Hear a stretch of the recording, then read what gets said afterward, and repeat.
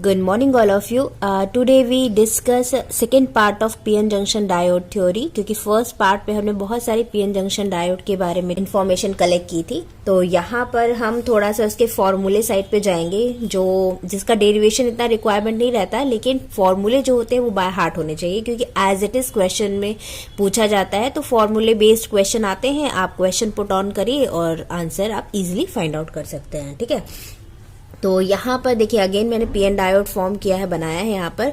और ये क्या है, हमको पता है कि ये जो है वो दिस इज डिप्लीशन रीजन है। ठीक है, इसे हम डिप्लीशन रीजन कहते हैं, स्पेस चार्ज रीजन भी कहा जाता है। तो और ये एक्सपी जो है वो एक्सपी क्या है, पी साइड पर डिप्लीशन रीजन का पेनिट्रेशन है। कहाँ से, सेंटर पॉइंट से। यहाँ से पी साइड पर कितना पेनिट्रेट होगा, कितनी डिस्टेंस तक पेनिट्रेट होगा, उसे मैंने एक्सपी 0 से रिप्रेजेंट किया है। और एन साइड पर कितना पेनिट्रेट होगा उसे हम एक्सएन 0 से रिप्रेजेंट करेंगे। क्या पेनिट्रेट हो रहा है, डिप्लीशन रीजन। ठीक है, और टोटल जो डिप्लीशन रीजन की विड्थ होगी उसे हमने किसे इंडिकेट किया है, W से। यानी W इज इक्वल टू क्या होगा, XP0 प्लस XN0। ठीक है, तो ये हो गया। अब हम जानते हैं कि जो डिप्लीशन रीजन होती है, ये पूरी की पूरी जो डिप्लीशन रीजन है यहाँ से लेके यहाँ तक, इसके अक्रॉस क्या अपीयर होता है, वोल्टेज अपीयर होता है। यानी इनके अक्रॉस जो वोल्टेज V है वो अपीयर होगा। और क्या अपीयर होगा, इलेक्ट्रिक फील्ड अपीयर होती है। क्या अपीयर होती है, इलेक्ट्रिक फील्ड। तो यहाँ पर वोल्टेज और इलेक्ट्रिक फील्ड का हम फॉर्मूला देखेंगे। तो देखिए सब में मैं नॉट लगा रही हूँ, यहाँ पे W नॉट लगाऊंगी, V नॉट और E नॉट मेंशन कर रही हूँ। क्यों ऐसा, क्योंकि यहाँ पर जब पीएन डायोड जी, हमारे जो पीएन डायोड है, इसके अक्रॉस कोई भी वोल्टेज हमने क्या अप्लाई नहीं किया है। ठीक है, 0 वोल्टेज है, कोई भी वोल्टेज हमने यहाँ पे अप्लाई नहीं किया। एज इट इज हमने यहाँ पे पीएन डायोड को सिर्फ फॉर्म किया है, कोई भी वोल्टेज अप्लाई नहीं किया है। ठीक है, उस सिचुएशन पर V नॉट और E नॉट और W नॉट के फॉर्मूलेस क्या होंगे वो मैं यहाँ पे राइट डाउन कर दे रही हूँ। ठीक है, इसको बाय हार्ट कर लीजिएगा, क्योंकि ये फॉर्मूले बहुत ही इंपॉर्टेंट है, क्वेश्चन में एज इट इज ही पूछे जाते हैं। तो V naught is equal to KT, capital K capital T है, log ND NA into NA upon eta i square voltage. ठीक है, यानी V नॉट की वैल्यू क्या है, KT log ND NA upon eta i square. ठीक है, जहां पर ND NA क्या है, डोनर कॉन्सेंट्रेशन और एक्सेप्टर एटम कॉन्सेंट्रेशन। यानी डोनर का कॉन्सेंट्रेशन है, यानी पर यूनिट वॉल्यूम में how many number of donor atoms are present. और यहाँ पे क्या है, एक्सेप्टर है कि पर यूनिट वॉल्यूम में कितने एक्सेप्टर एटम की आपने डोपिंग की है। तो ये उनके क्या है, कॉन्सेंट्रेशन है। ईटा आई क्या है, इंट्रिंसिक कैरियर कॉन्सेंट्रेशन। यानी आपके पास जब कोई ऐसा सेमीकंडक्टर है जिसमें आपने कोई भी टाइप की डोपिंग नहीं की है, यानी सिंपल प्योर सिलिकॉन है या फिर प्योर जर्मेनियम सेमीकंडक्टर है, तो उस टाइम पर उनके जो चार्ज कैरियर हैं यानी इलेक्ट्रॉन और होल, उनका कॉन्सेंट्रेशन क्या होता है, ईटा आई। यानी ईटा आई क्या होता है, यहाँ पे मेंशन कर देती हूँ। ईटा आई जो होता है वो होता है इंट्रिंसिक। इंट्रिंसिक का मतलब होता है प्योर, इंट्रिंसिक कैरियर कॉन्सेंट्रेशन है। ठीक है, ये क्या है, इंट्रिंसिक कैरियर कॉन्सेंट्रेशन है। इसका मतलब है कि नंबर ऑफ इलेक्ट्रॉन या फिर नंबर ऑफ होल, क्योंकि हम जानते हैं कि नंबर ऑफ इलेक्ट्रॉन को मैं स्मॉल n से रिप्रेजेंट कर रही हूँ। Number of electron is equal to number of hole होते हैं। ठीक है, याद रखिएगा, n for number of electrons है और p क्या है, नंबर ऑफ होल्स। यानी number of electron per unit volume is equal to number of holes per unit volume। ठीक है, तो ये किसके लिए है, इंट्रिंसिक कैरियर कॉन्सेंट्रेशन के लिए है, यानी इंट्रिंसिक सेमीकंडक्टर के लिए, प्योर सेमीकंडक्टर के लिए है, जहां पे ईटा आई की वैल्यू जो होती है वो सिलिकॉन के लिए अलग होती है और जर्मेनियम के लिए अलग होती है। तो सिलिकॉन के लिए इसकी वैल्यू जो होती है वो होती है 1.5 इंटू 10⁻10 सेंटीमीटर क्यूब पर सेंटीमीटर क्यूब होती है। किसके लिए होती है? सिलिकॉन के लिए एट 300 केल्विन, ठीक है। और ईटा आई की वैल्यू जर्मेनियम के लिए कितनी होती है, 2.5 इंटू 10⁻13 पर सेंटीमीटर क्यूब, ठीक है। ये किसके लिए है, जर्मेनियम के लिए है, एट 300 डिग्री केल्विन के लिए है, ठीक है। डिग्री सेल्सियस नहीं, 300 केल्विन के लिए, केल्विन में जब हम फाइंड आउट करेंगे, या फिर हम ये कह सकते हैं 27 डिग्री सेल्सियस, ठीक है। और के क्या है, के यहाँ पे है बोल्ट्जमैन कांस्टेंट, जिसकी वैल्यू कितनी होती है, 8.62 इंटू 10⁻⁻5 इलेक्ट्रॉन वोल्ट पर केल्विन, ठीक है। ये क्या है, बोल्ट्जमैन कांस्टेंट है, के, ठीक है। जहां पर टी क्या है, जहां पे कैपिटल टी क्या है, टेम्परेचर है, ठीक है, टेम्परेचर है। और 27 डिग्री सेल्सियस में हम ले सकते हैं, या फिर हम लेंगे 300 केल्विन में। अगर केल्विन में लेंगे तो 300, और डिग्री सेल्सियस में कन्वर्ट करो केल्विन को तो 27 डिग्री सेल्सियस ही आएगा, यानी बोथ आर सेम, ठीक है। डिग्री सेल्सियस में 27 डिग्री सेल्सियस, और अगर केल्विन में आपको वैल्यू पुट ऑन करनी है तो कितना रखेंगे आप, 300 केल्विन रखेंगे, ठीक है। यहां पर मैं ND और NA लिख दे रही हूं। क्या होता है, ND क्या होता है, डोनर एटम कॉन्सेंट्रेशन है, ठीक है।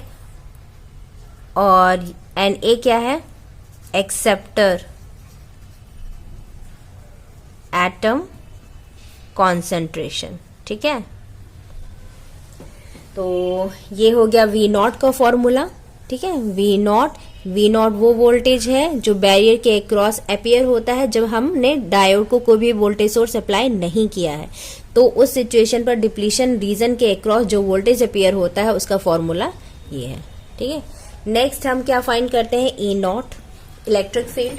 तो इलेक्ट्रिक फील्ड का फॉर्मूला क्या होगा, electric field E0 is equal to minus Q ND xn0 divide by epsilon, ठीक है।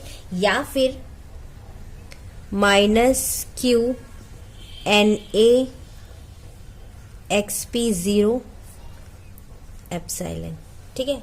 यानी यहां पर जो इलेक्ट्रिक फील्ड E है उसका फॉर्मूला क्या है, minus Q ND xn0 upon epsilon, या फिर अगर Na दे के रखा है यानी एक्सेप्टर कॉन्सेंट्रेशन दे रखा है तो minus Q NA xp0 upon epsilon, ठीक है। और इसकी यूनिट क्या होती है, वोल्ट पर मीटर, ठीक है। इलेक्ट्रिक फील्ड की यूनिट क्या होती है, वोल्ट पर मीटर, क्योंकि यूनिट याद रखिएगा, क्योंकि यूनिट भी अक्सर पूछता है वो, ठीक है। तो ये हो गया जहां पे एप्सिलॉन की वैल्यू क्या होगी, एप्सिलॉन, तो एप्सिलॉन क्या होता है, कांस्टेंट होता है जिसकी वैल्यू कितनी होती है, 8.854 इंटू 10⁻⁻12 फैराड पर मीटर, ठीक है। तो ये किसकी यूनिट होगी, एप्सिलॉन की। और अब हम किसकी वैल्यू देखेंगे, Q की। तो Q यहाँ पे क्या है, Q क्या है, यहाँ पे हमारा चार्ज है। Q क्या है, चार्ज, किसका चार्ज, इलेक्ट्रॉन का या फिर होल का, क्योंकि दोनों का चार्ज सेम होता है। जो चार्ज इलेक्ट्रॉन का होगा वो सेम चार्ज होल का होगा, बस इलेक्ट्रॉन का चार्ज नेगेटिव होता है और होल का चार्ज पॉजिटिव होता है, ठीक है। तो इसकी वैल्यू कितनी होती है, चार्ज की वैल्यू कितनी होती है, 1.602 इंटू 10⁻⁻19 कूलाम, ठीक है, COULOMB कूलाम, ठीक है। क्या होती है, 1.602 इन 10⁻⁻19 कूलाम होती है, किसकी यूनिट, चार्ज की यूनिट। तो ये हो गया हमारा इलेक्ट्रिक फील्ड, और इस फॉर्मूले से आप इलेक्ट्रिक फील्ड फाइंड कर सकते हैं, ठीक है। तो ये इलेक्ट्रिक फील्ड का फॉर्मूला हो गया, ये वोल्टेज का फॉर्मूला हो गया। अब हम क्या देखेंगे, हमको किसका फॉर्मूला चाहिए है, penetration, P side penetration width और एन साइड पेनिट्रेशन विड्थ का फॉर्मूला। तो ये जो है एक्सपी क्या होता है, वो पी साइड कितना पेनिट्रेट करेगा उसका डिस्टेंस है, और ये एक्सएन क्या है, एन साइड में कितना पेनिट्रेशन होगा वो डिस्टेंस है, ठीक है। तो यहाँ पे इनके फॉर्मूले क्या होंगे, तो XP0 का फॉर्मूला क्या होता है, XP0 is equal to WND upon NA plus ND, ठीक है, ND। ये किसका है, XP0 का, जहां पे W जो होती है वो ओवरऑल विड्थ होती है डिप्लीशन रीजन की, ठीक है, W नॉट। और ND क्या है, मैंने बताया था ND क्या होता है, डोनर एटम कॉन्सेंट्रेशन, NA क्या होता है, एक्सेप्टर एटम कॉन्सेंट्रेशन, ठीक है। तो ये हो गया XP0 के लिए। XN0 के लिए क्या फॉर्मूला होगा इसका, ये आप राइट डाउन कर लीजिए, मैं इसको रब कर दे रही हूँ और यहीं पे मैं XN0 का फॉर्मूला राइट डाउन करूंगी। XN0 क्या होगा, XN0 is equal to WNA upon NA plus ND, ठीक है। तो ये हो गया XN0 का फॉर्मूला, यानी N साइड पेनिट्रेशन विड्थ कितनी होगी और P साइड कितना पेनिट्रेशन विड्थ होगी, यानी पेनिट्रेशन डिस्टेंस कितनी होगी, वो XP0 हो गया, ठीक है। तो ये हो गया। नेक्स्ट एक और रिलेशनशिप होता है दैट इज वेरी इंपॉर्टेंट, वो क्या होता है, ND into XN0 is equal to NA XP0। ये रिलेशनशिप बहुत इंपॉर्टेंट है, आपको आगे समझ में आएगा कि क्यों इंपॉर्टेंट है, ठीक है। ND का मतलब क्या होता है, डोनर एटम कॉन्सेंट्रेशन, और डोनर एटम कॉन्सेंट्रेशन किस तरफ होता है, N साइड पर, ठीक है।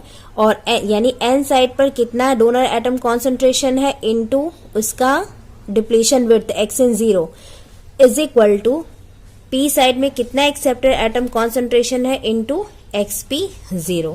तो ये जो होता है वो इक्विलिब्रियम कंडीशन में होता है, ठीक है।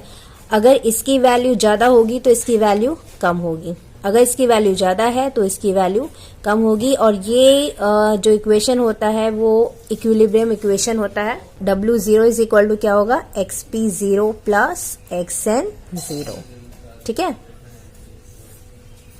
और लास्ट फॉर्मूला है W is equal to root of 2 epsilon V not upon Q into 1 upon ND plus 1 upon NA, ठीक है। तो ये हो गया W का फॉर्मूला भी, और इस फॉर्मूले से आप डिप्लीशन विड्थ फाइंड कर सकते हैं। और W नॉट इसलिए क्योंकि हमने PN डायोड में कोई भी वोल्टेज सोर्स अप्लाई नहीं किया है, ठीक है। तो ये हो गया इसके सारे फॉर्मूले 1 2 3 4 5 6 7, ये 7 फॉर्मूले आपको बाय हार्ट होने चाहिए, ठीक है। इससे रिलेटेड डायरेक्ट क्वेश्चंस आते हैं जो आपको बनना चाहिए। ओके, तो अगर आपको मेरे वीडियो और लेक्चर समझ में आते हैं तो प्लीज लाइक करिए, शेयर करिए अपने फ्रेंड सर्कल पर, और अगर आप मेरे चैनल पर नए हैं तो सब्सक्राइब करना बिल्कुल मत भूलिएगा। Thank you for watching and all the best.